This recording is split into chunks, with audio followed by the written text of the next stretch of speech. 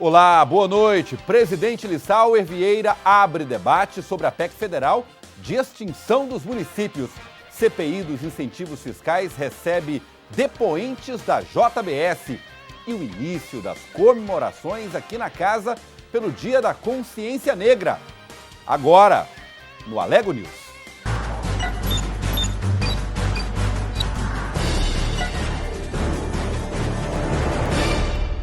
O presidente da Assembleia, deputado Lissauer Vieira, se reuniu hoje com representantes e prefeitos de entidades representativas para debater a PEC do governo federal sobre a extinção de municípios.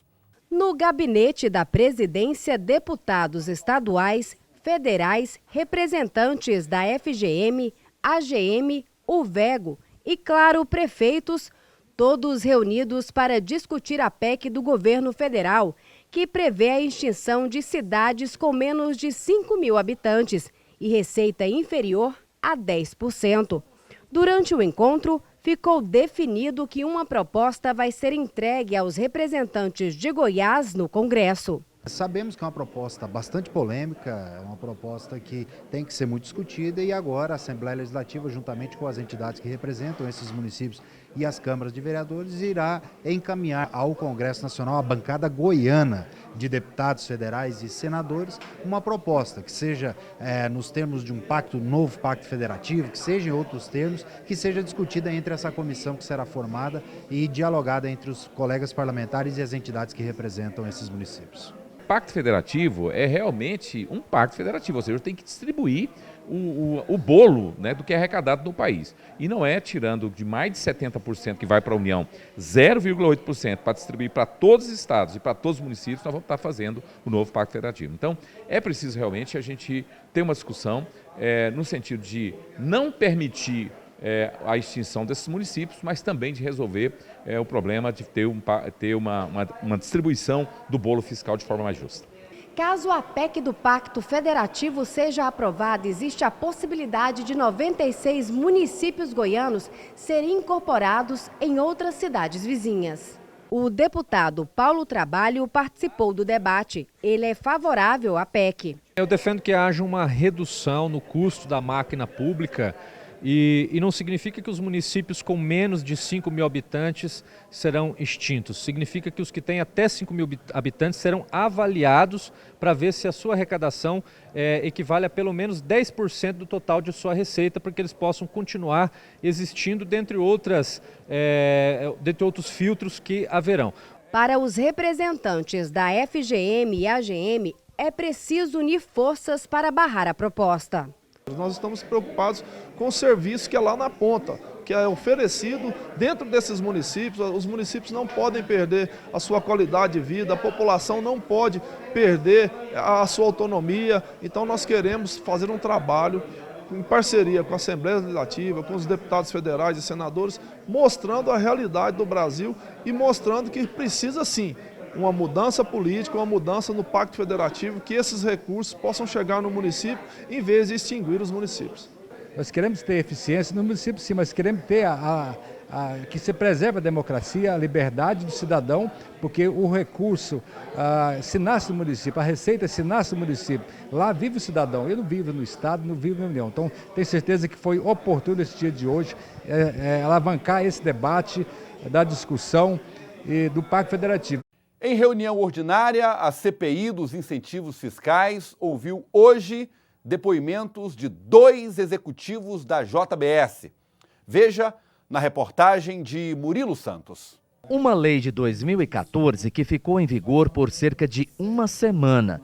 Esse foi o motivo da convocação de representantes da JBS para depor na CPI dos incentivos fiscais. Eles tinham uma dívida de 1,3 bilhões e teve 950 milhões abatidos nessa dívida, isso perdoados. Na verdade, isso causa aqui na casa muito debate. Essa lei é fruto de uma ação civil pública do Ministério Público, inclusive a Leila, que é a autora, a promotora, participou hoje aqui. Uma lei que durou apenas uma semana. A JBS enviou 2 diretores à CPI. Eles apresentaram números extraordinários do grupo. 7 unidades em Goiás, mais de 80 mil colaboradores e recolhimento, segundo eles, superior a 232 milhões de reais em ICMS, só nos últimos 5 anos. Presidida pelo deputado Vinícius Cirqueira, a reunião teve muitos questionamentos por parte dos deputados sobre os incentivos do Produzir, Fomentar e o Crédito Moeda. O deputado Cairo Salim, que não é membro da CPI, mas participa de quase todas as reuniões, perguntou ao diretor jurídico por que o grupo precisa de incentivo fiscal. No caso da JBS, por que Goiás tem que dar incentivo para ela? Na resposta, o diretor falou em competitividade.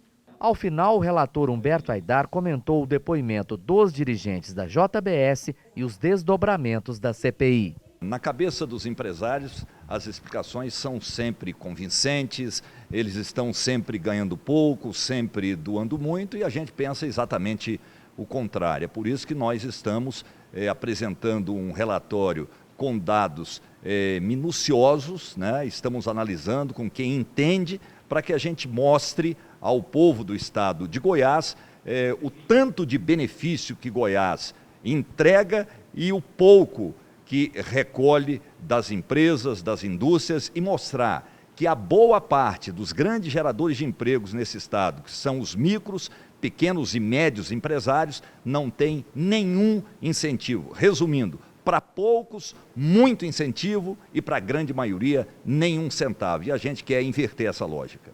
E por iniciativa do deputado Wagner Neto, a Alego realizou na manhã de hoje uma sessão especial de entrega de título de cidadania goiana e medalha do mérito legislativo. Integrantes da Polícia Militar do Estado de Goiás, juntamente com figuras ilustres do cenário político, foram homenageados durante sessão solene realizada nesta segunda-feira no plenário Getulino Arteaga. Na cerimônia, receberam medalha do mérito legislativo Pedro Ludovico Teixeira, que é a maior honraria do Poder Legislativo goiano. Há 9 anos, a 3ª sargento Sara Siqueira faz parte da Polícia Militar. Ela atribui a homenagem ao trabalho exercido por ela durante esse tempo, como segurança e proteção da sociedade. Eu sinto muito orgulhosa de ter o trabalho da Polícia Militar sendo reconhecido por essa casa e por toda a sociedade goiana. Defender a sociedade, para mim, é ótimo, é uma sensação extraordinária. Ângelo Rosa Ribeiro, o quirinopolino de 68 anos, é um nobre conhecido dessa Casa de Leis. Ex-deputado atuante da 11ª Legislatura, retornou ao plenário do Parlamento goiano para receber a medalha que exibe com orgulho. Isso é muito importante. As pessoas que trabalham, que lutam pelo ideal de servir, elas gostariam, todas, é uma questão da natureza do ser humano, de em algum momento ter o reconhecimento. Aos 86 anos, o ex-vereador da cidade de Anápolis, o senhor José Borges, ligado à família do deputado Wagner Neto, conhecido carinhosamente como Tio Zezé, relembrou um pouco do seu trabalho como vereador. Como vicentino, ajudei a fundar, cofundador, de asilos, creches, albergues, não apenas em Anápolis, em outros lugares também, É a minha vida social, E como político, ingressei na política, fui vereador por 3 vezes lá em Anápolis. Wagner Neto e Charles Bento, propositores da homenagem, ressaltaram a importância. Homenageei homens que realmente a gente vê o seu trabalho significativo dentro da sua cidade, dentro da sua comunidade, e que traz benefícios a todo o estado de Goiás. Eu acho muito importante sempre homenagear e muitas das vezes é muito gratificante para quem recebe a homenagem. E a seguir, a entrevista sobre a campanha nacional de vacinação contra o sarampo. É rapidinho, a gente volta.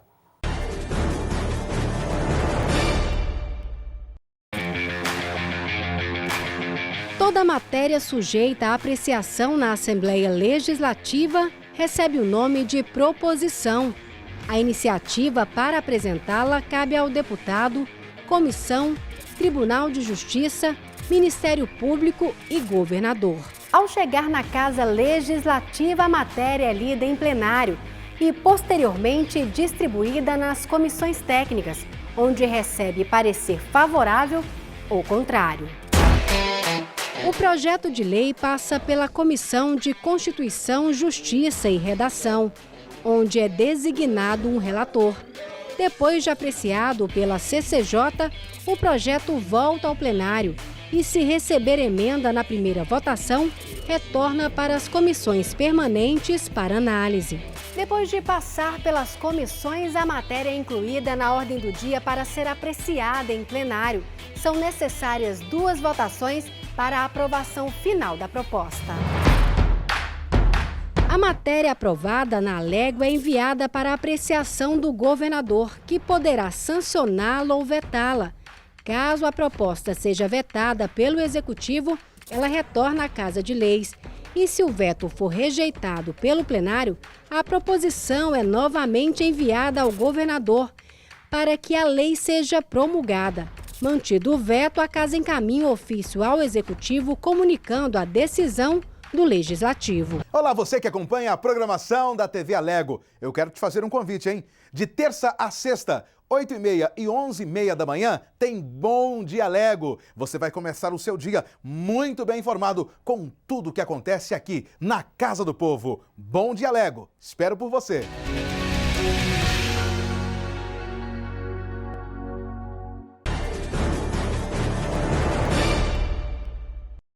Começou hoje a segunda fase da vacinação contra o sarampo. E para falar sobre os dados e casos já confirmados em Goiás, a jornalista Bruna Mastrella entrevistou hoje a gerente de imunização da Prefeitura de Goiânia, Poliana Braga.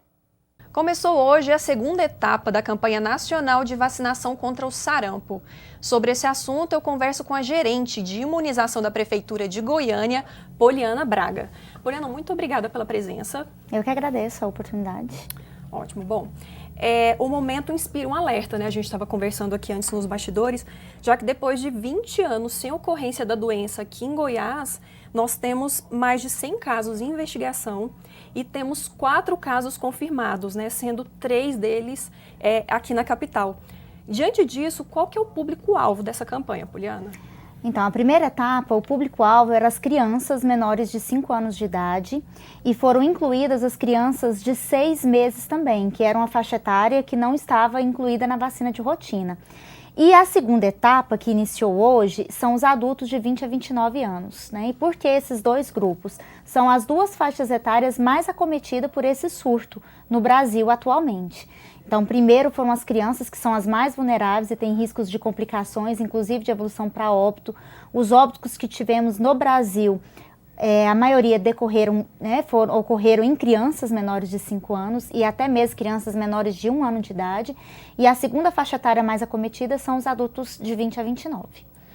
Então, Poliana, a gente assim está diante de um surto, né? Você estava me falando que um caso só já é possível configurar um surto aqui. Sim, né? Como estávamos com essa doença erradicada, já tinha 20 anos sem nenhum caso da doença em Goiás, então um caso já configura um surto. Nós temos 3 em Goiânia confirmados e 21 em investigação.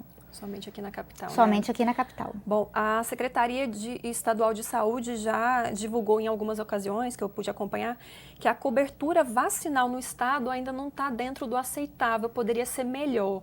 Essa situação se repete em Goiânia? Como é que a gente está? Sim, Goiânia, por ser a capital, né, então tem a população maior do estado, está concentrada em Goiânia, então a gente puxa a cobertura vacinal. Então é um reflexo. A cobertura de Goiânia é um reflexo da cobertura do estado todo. Então, o preconizado pelo Ministério da Saúde, cobertura vacinal para crianças menores de 5 anos de idade, é de 95%. Nossa cobertura está em torno de 79%.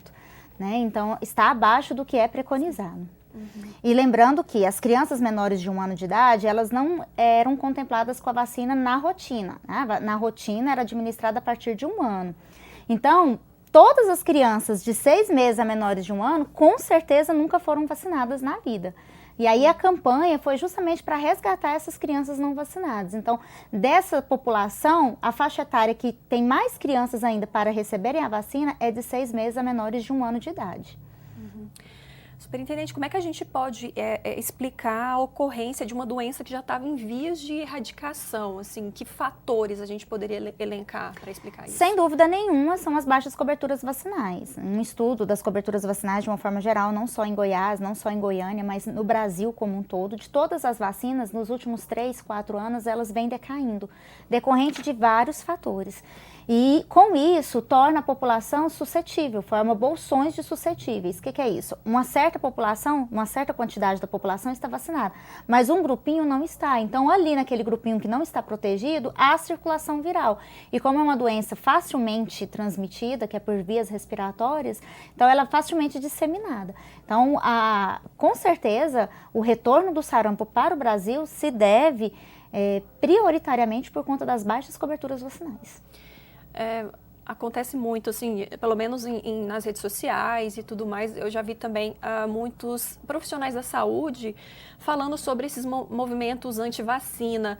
Tem um peso realmente forte nessa questão? Tem. Hoje em dia, com as redes sociais, ficou muito fácil disseminar as notícias. Todo mundo tem muito acesso e, por incrível que pareça, as notícias falsas, as fake news, parece que ela tem um maior impacto, né, do que as verdadeiras notícias. Elas circulam com maior facilidade e têm um poder de convencimento maior do que as notícias verdadeiras. Então, tem sim os movimento anti-vacinas. Inclusive, a vacina de tríplice viral, um tempo atrás, uma das fake news é que tinha relação com autismo. Então, a gente recebia muitos questionamentos em relação à veracidade dessa informação ou não. Então, só adiantando, é falsa a informação, não tem relação nenhuma de autismo com nenhuma vacina, muito menos a de sarampo. Então, são fatores multifatoriais, né, as coberturas vacinais baixas. Outra situação também que leva às baixas coberturas vacinais, o estilo de vida dos pais hoje, que dificulta, né, levar a criança até a unidade de saúde. Então, o peso da negligência, então, Também, porque a criança ela depende de um adulto, de um responsável para levá-la até a unidade de saúde, né? Então, ela é passiva nesse processo, né? Entendi. Bom, vamos reforçar. Para quem quer, né, deseja levar o filho para o posto de saúde, aliás, para o posto de vacinação, onde que eles estão disponíveis, o horário de funcionamento, precisa levar algum documento? Sim, a gente pede para levar o cartão de vacina, porque não está sendo feita uma dose extra em ninguém, está sendo completado o cartão. É uma vacinação seletiva que a gente fala. Então, a gente precisa de verificar o histórico vacinal para ou iniciar ou completar a vacina, né, o histórico vacinal, conforme a idade da pessoa. Nós temos 71 salas de vacinas, a vacina está disponível em todas as salas, o horário de funcionamento é das 8 às 17 horas, sendo que 2 unidades de saúde, que é o Centro Municipal do Pedro Ludovico e o CAIS de Campinas, funcionam aos finais de semana, sábados e domingos. E no dia D, dia 30 de novembro, será realizado um segundo dia D, e aí outras unidades também estarão disponíveis para vacinação. E a campanha, ela segue até que dia? A campanha, nessa segunda etapa, ela inicia hoje, vai até o dia 30 de novembro. O foco são adultos de 20 a 29 anos. No entanto, nós vamos vacinar quem estiver dentro da faixa etária recomendada para vacina. Ou seja, crianças de 6 meses até adultos de 49 anos. Ótimo, ótimo. Muito obrigada, Poliana, pelas informações, por estar presente aqui. Por nada, eu que agradeço a oportunidade. Eu acho que espaços como esse, para a gente estar desmitificando algumas informações, né, levando informação para a população, elas são primordiais para o sucesso, né, da ação. Muito obrigada. Bom, continue acompanhando a nossa programação, eu agradeço a sua audiência. E a seguir, a Alego inicia as celebrações pelo Dia da Consciência Negra. O Poder Legislativo Estadual realiza 3 diferentes processos de votação. O voto simbólico, usado para votar a maioria das matérias do dia a dia. Sai em votação. Senhores deputados que entenderem, ser o mesmo objeto da deliberação, verificar como estão, os contrários manifestem. O voto nominal, quando o painel eletrônico mostra como cada parlamentar votou e é usado nas deliberações que exigem quórum qualificado, como, por exemplo, uma proposta de emenda à Constituição.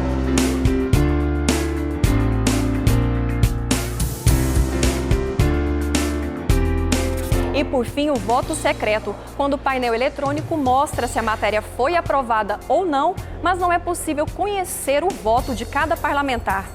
Esse recurso só pode ser usado nos casos previstos pela Constituição Estadual. O voto secreto vale para a escolha dos membros dos tribunais de contas do Estado e dos municípios, para destituir o governador ou vice-governador, o procurador-geral de Justiça e também para decidir sobre perda de mandato de algum deputado da Casa. Há ainda os casos de veto parcial ou integral da governadoria, que pode ser acatado ou rejeitado. O regimento interno prevê outra possibilidade. Quando a maioria simples concordar e algum parlamentar formalizar um requerimento por escrito, o plenário também pode recorrer ao voto secreto. Olá para você, seja muito bem-vindo. Eu sou o Murilo Santos e aqui na TV Alego você pode me acompanhar de segunda a sexta a partir das 10 da noite com o programa Frente a Frente. Nesse horário eu vou estar aqui com um dos 41 deputados discutindo temas da atualidade, projetos de lei e situações do seu cotidiano, aqueles projetos que interferem no seu dia a dia. Te convido então para nos acompanhar de segunda a sexta aqui na TV Alego a partir das 10 da noite. Conto com você.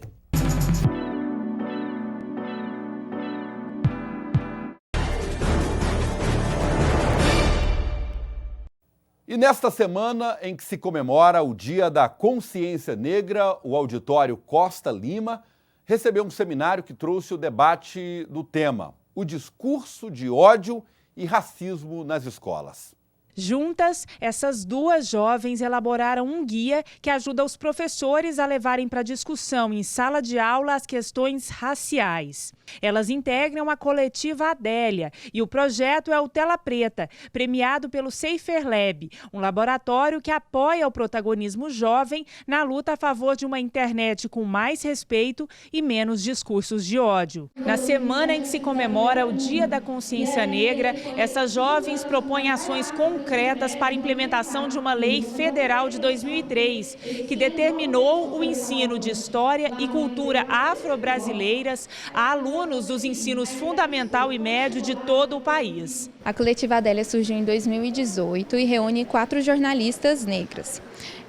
Nós escolhemos esse nome Adélias por causa da Adélia Sampaio, que é a primeira cineasta negra no Brasil, e porque a história dela é de grande inspiração para a gente, né? Porque nós somos da área da comunicação e ela também desenvolveu muitos trabalhos enquanto cineasta e sempre trazendo pautas sociais no trabalho dela. Nós falamos sobre autoestima, sobre identificação, nós falamos também sobre a herança que nos constitui, a gente fala sobre toda essa ancestralidade. A gente desenvolveu um jogo de cartas que é para auxiliar esse professor, é uma metodologia para auxiliar esse professor a começar essa discussão em sala de aula. São jogos de cartas com perguntas, para perguntar qual é a pessoa negra que te inspira, qual é a pessoa negra que você conhece na sua rotina, na sua família, no seu círculo de amizades, e começar a refletir com esses estudantes, tanto do ensino fundamental quanto do ensino médio, sobre essas questões, sobre como ele vive ali.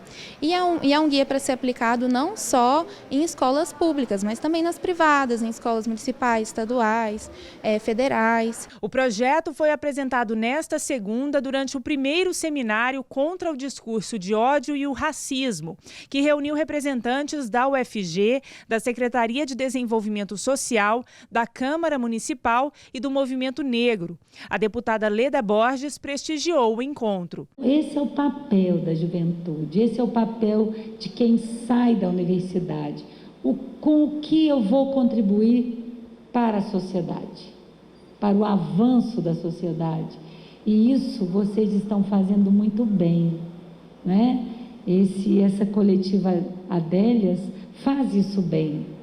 Vocês estão devolvendo à sociedade o que ela deu a vocês. Muitos estudantes das universidades, do movimento negro, se organizaram para fazer com que a escola pudesse entender melhor e se organizasse para recontar a história do povo negro. Nós chegamos em 2019 com essas iniciativas, que são iniciativas super arrojadas, diferentes, que compreende a escola como mais um espaço de resistência e oferece para os profissionais uma proposta de saber mais, para intervir melhor, para a gente ter uma sociedade bem melhor. O lançamento online do Tela Preta será nesta quarta, 20 de novembro.